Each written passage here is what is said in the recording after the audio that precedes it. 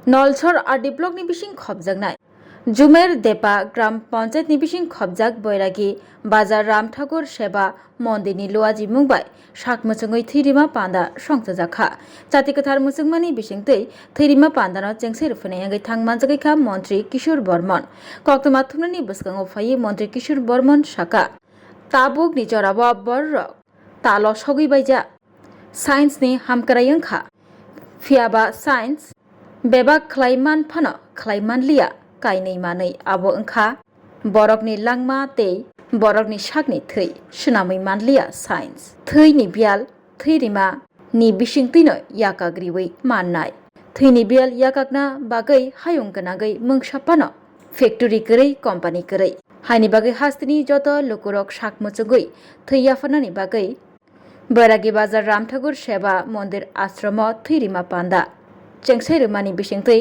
हास्तिनि मन्त्री किशोर बर्मन अकग्न साका बैरागी बाजार रामठाकुर सेवा मन्दिरनि बखाक्तै लुवाजि जाक अ थैरिमा पान्दा संसामानि बागै लुवाजि नायरग्न हामबाय याफारका मन्त्री किशोर बर्मन बनकारिबो फाइमानजाकमानि नुकजाखा जुमेर देपा ग्राम पंचायतनि प्रधान बिजली देबनाथ उपप्रधान गौतम पाल रामठाकुर आश्रमनि तांफां স্বপন लाल दत्त गौरांग बणिक বিশ্বজিৎ দেবনাথ খুবই কুবনি আদংর দেখুন এই বিষয়ে তো বার্তারা আমার চাইতে ডাক্তাররা ভালো দিতে পারবেন।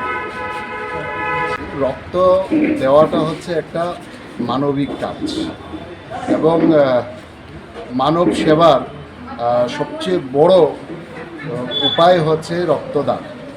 কারণ রক্ত এমন একটা জিনিস, আমাদের বিজ্ঞান এবং প্রযুক্তিবিদ্যা এত উন্নত হওয়ার ফলেও আমরা এখন চাঁদের দক্ষিণ কোণে পর্যন্ত পৌঁছে গেছি।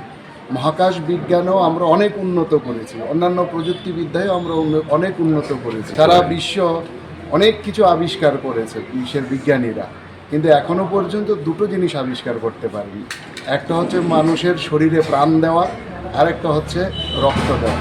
রক্ত কোনো ইন্ডাস্ট্রিতেও তৈরি হয় না, এটা সরাসরি মানুষের শরীরেই উৎপন্ন হয় এবং মানুষের শরীর থেকে আরেকটা মানুষের শরীরে সেটা দিতে হয়। সেই কারণে এর চেয়ে বড় দান আমি মনে করি আর কিছু নাই।